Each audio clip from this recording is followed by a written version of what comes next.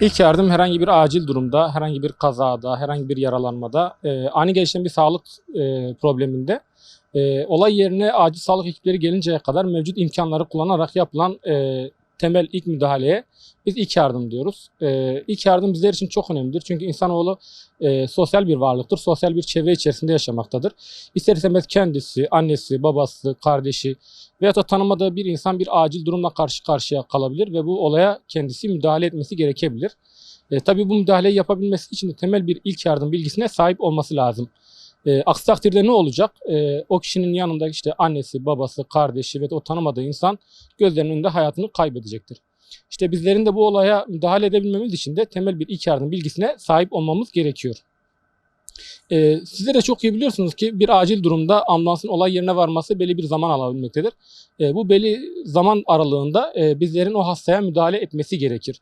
Ne olacak bunu yapmadığımız zaman? Bu kişi hayatını kaybedecek veyahut da gelecekteki hayatında problemleri daha uzun süre devam edecektir. Bundan ötürü bizim için ilk yardım çok çok önemlidir.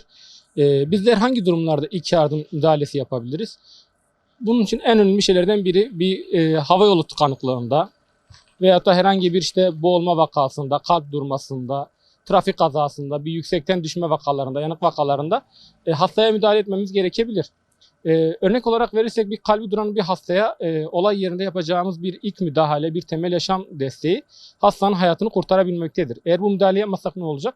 Hasta hayatını kaybedecektir. Bu tür durumlardan ötürü bizim için ilk yardım öğrenmemiz gerekiyor ve bu müdahaleyi doğru bir şekilde yapmamız gerekiyor.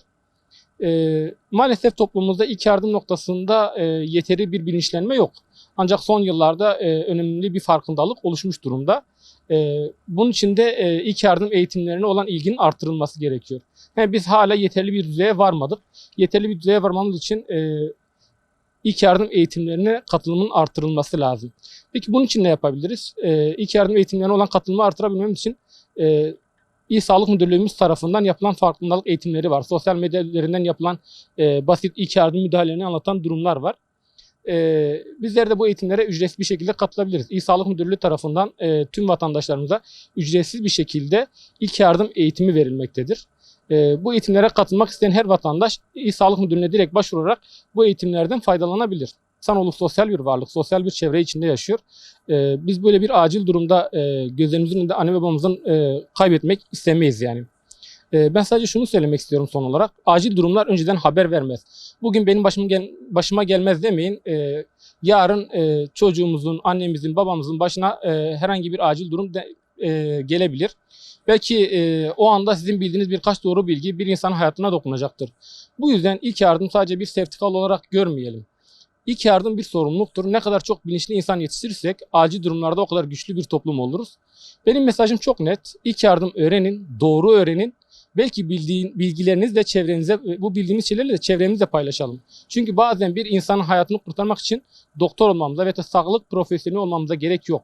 Doğru zamanda doğru müdahaleyi bilen bir insan olmamız yeterlidir.